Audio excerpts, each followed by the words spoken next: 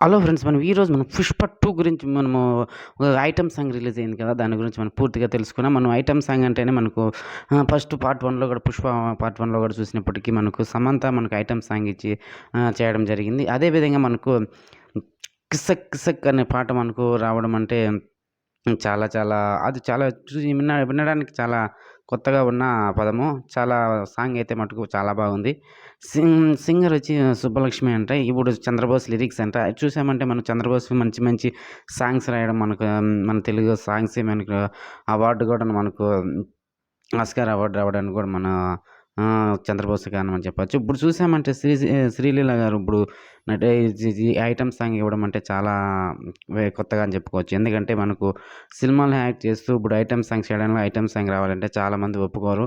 కానీ ఈ 'పుష్ప' మూవీ మీద హైప్ ఉన్న మూవీ కాబట్టి ఈ మూవీకి ఎలాగైనా శ్రీలీల తీసుకోవడం, అది శ్రీలీల ఈ సాంగ్‌కి ఓకే చెప్పడం అంటే చాలా మంచి విషయం అని చెప్పొచ్చు.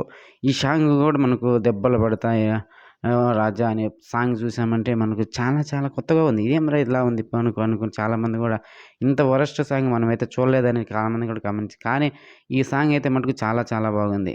ఎక్స్‌పోజింగ్ గాని అదే విధంగా మనకు చూసిన డాన్స్ గూడా గాని, శ్రీలీల గాని, ఆ తర్వాత మన అల్లు అర్జున్ గారు గాని ఈ సాంగ్‌లో సూపర్‌గా ఎక్స్‌పోజింగ్ అనేది చాలా చాలా కొత్తగా ఉంది. దీంట్లో గూడా మనకు సాంగ్ విషయానికొచ్చామంటే చాలామంది గూడా నెగెటివ్ రివ్యూస్ ఉన్నారు కానీ, ఈ సాంగ్ అయితే మనకు చాలా చాలా బాగుందని చెప్పుకోవచ్చు.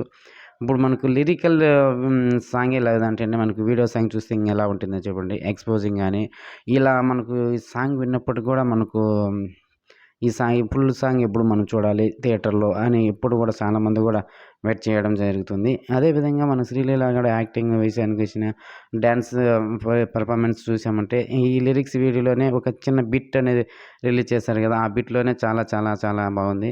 అదే విధంగా అల్లు అర్జున్ కూడా యాక్టింగ్ విషయానికొచ్చామంటే ఈ సాంగ్ మటుకు చాలా కొత్తగా చాలా చాలా బాగా చేయడం జరిగింది. ఈ సాంగ్ ఎలాగైనా కూడా ఇప్పుడు మన భారీ హిట్ అయ్యే అవకాశాలు ఈ సాంగ్ కూడా ఒక ప్లస్ పాయింట్ అనే అయితుందని చెప్పుకోవచ్చు.